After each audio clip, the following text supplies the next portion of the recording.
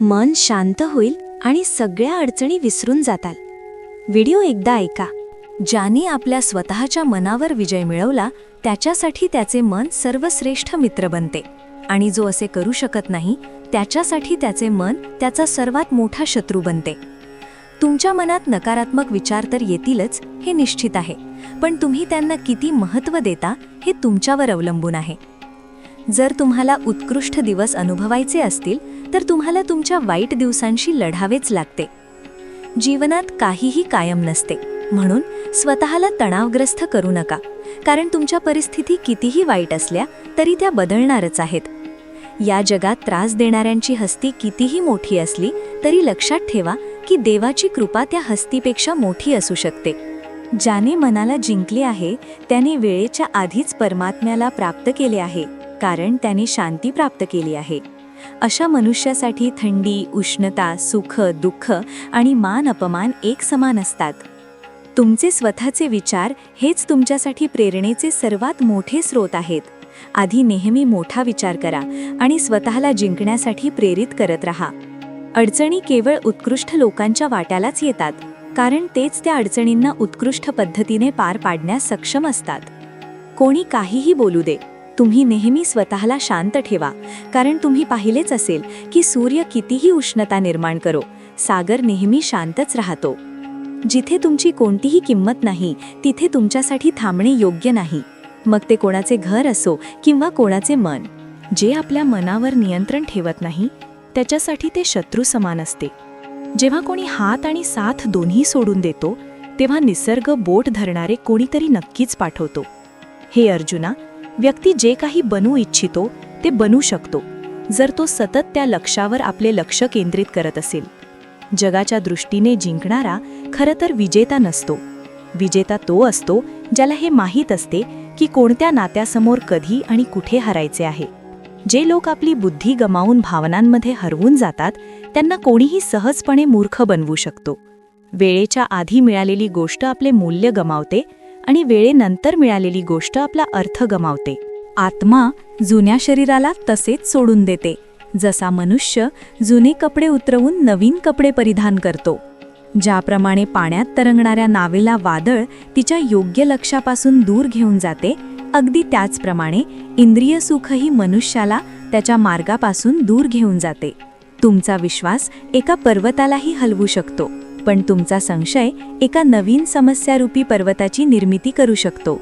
स्वतःवर विश्वास असणे अत्यंत आवश्यक आहे, कारण आपल्याला आपल्या मार्गावर स्वतःच चालायचे आहे. वेळ कधीही एकसारखी नसते, त्यांनाही रडावे लागते जे विनाकारण दुसऱ्यांना रडवतात. आपल्या इच्छाशक्तीच्या माध्यमातून स्वतःला एक नवीन रूप प्रदान करा.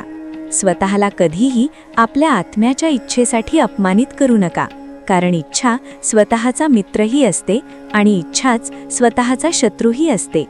आपल्या दुःखांसाठी जगाला दोष देऊ नका, आपल्या मनालाच परिवर्तित करा, तेव्हाच तुमच्या दुःखांचा अंत होईल. स्वतःला कमजोर कधीही समजू नये. जर तुम्ही कधी पडलात तर स्वतःहून उठण्याचा प्रयत्न करा. पूर्ण निष्ठेने आपले कर्म आणि आपले कर्तव्य पार पाडा आणि सर्व काही माझ्यावर, देवावर सोडून द्या. असे होऊ शकते की प्रत्येक दिवस चांगला नसेल, पण प्रत्येक दिवसात काहीतरी चांगले तर नक्कीच असेल. धैर्य ठेवा. कधीकधी तुम्हाला जीवनात सर्वोत्तम मिळवण्यासाठी तुमच्या जीवनातील सर्वात मोठ्या वाईट दिवसांमधून जावेच लागते. रडणे बंद करा आणि आपल्या वेदनांशी स्वतःहूनच लढायला शिका, कारण साथ देणारेही स्मशानापुढे जात नाहीत. जेव्हा वेळ न्याय करतो तेव्हा साक्षीदारांची गरज पडत नाही. एक भेट तेव्हाच खरी आणि पवित्र असते, जेव्हा ती हृदय आणि चांगल्या मनाने योग्य व्यक्तीला आणि योग्य वेळी दिली जाते. आणि ती भेट घेणाऱ्या व्यक्तीला त्या भेटीबद्दल काही मिळण्याची कोणतीही अपेक्षा नसते. सौंदर्य तुमच्या दृष्टिकोनामध्ये असते, कारण कोणाला चिखलात उगवलेले कमळही चांगले वाटते तर कोणाला चंद्रातही डाग दिसतो. श्रीकृष्ण म्हणतात, हे अर्जुना, कोणताही भक्त असो, तो ज्या देवतेची पूजा पूर्ण विश्वासाने करण्याची मनोकामना ठेवतो तेव्हा मी त्याचा विश्वास त्याच देवतेमध्ये दृढ करतो. उदय कोणाचाही अचानक होत नाही. तुम्हीच बघा, सूर्याचा उदयही हळूहळूच होतो आणि वर चढतो. ज्याच्यात धैर्य आणि तपस्या आहे तोच जगाला प्रकाशित करू शकतो. श्रीकृष्ण म्हणतात, हे अर्जुना, स्वर्ग प्राप्त करून आणि तेथे अनेक वर्षे राहिल्यानंतर एका यशस्वी योग्याचा पुन्हा एका पवित्र आणि समृद्ध कुटुंबात जन्म होतो. शब्द तेवढ्याच प्रमाणात बाहेर पडले पाहिजेत जेवढे आपण परत घेण्यास सक्षम असू आणि स्वतःला त्रास होणार नाही. जेव्हा कधी आपले मन अशांत होते तेव्हा त्याला वश करणे कठीण असते, परंतु अभ्यासाने त्याला नियंत्रित केले जाऊ शकते. अहंकार आणि संस्कार यात फरक असतो. जिथे अहंकार दुसऱ्यांना झुकवून आनंदी होतो, तर संस्कार स्वतः झुकून आनंदी होतो. कोणाचीही अपेक्षा ठेवू नका, कारण सेवेचे खरे मूल्य ईश्वरच देतात. जेव्हा कधी सत्य आणि असत्य यांची लढाई होईल तेव्हा सत्य एकटा उभा राहील आणि असत्याची फौज याम बसेल, कारण त्या असत्याच्या मागे मूर्खांचाही समूह असेल. एकटे राहणे हे देखील शिकवते की खऱ्या अर्थाने तुमच्याजवळ स्वतःशिवाय दुसरे काहीही नाही. जेव्हा स्वतःच्या कुटुंबातील सदस्य अप्रिय वाटू लागतात आणि परके आपले वाटू लागतात, तेव्हा समजून घ्या की विनाशाची वेळ सुरू झाली आहे.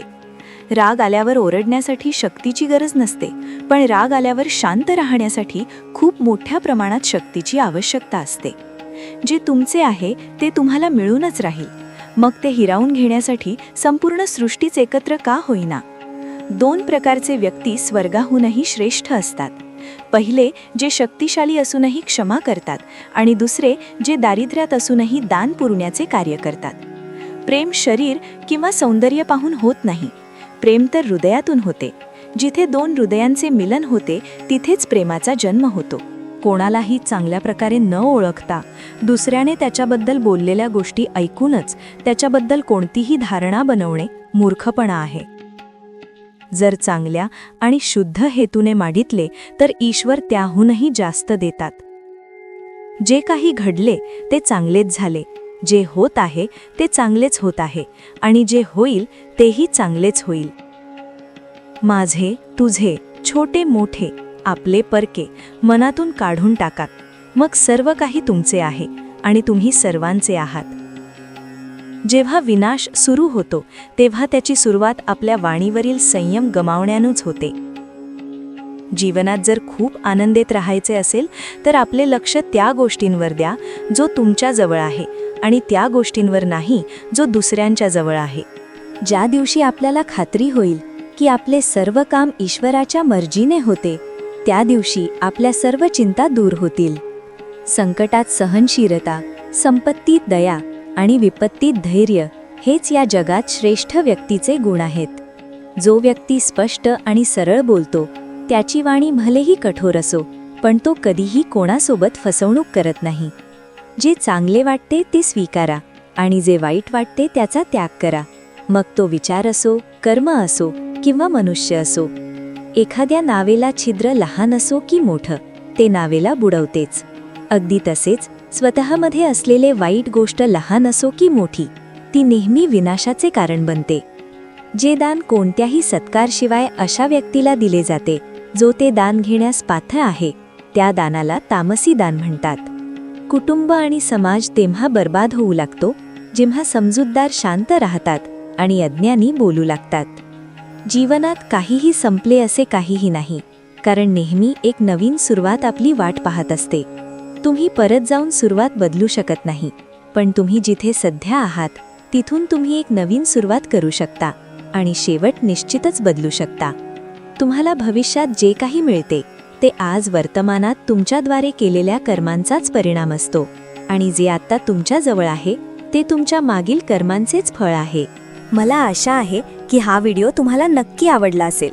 व्हिडिओ आवडला असेल तर एक लाईक नक्की करा आणि कॉमेंटमध्ये जय श्री कृष्ण नक्की लिहा.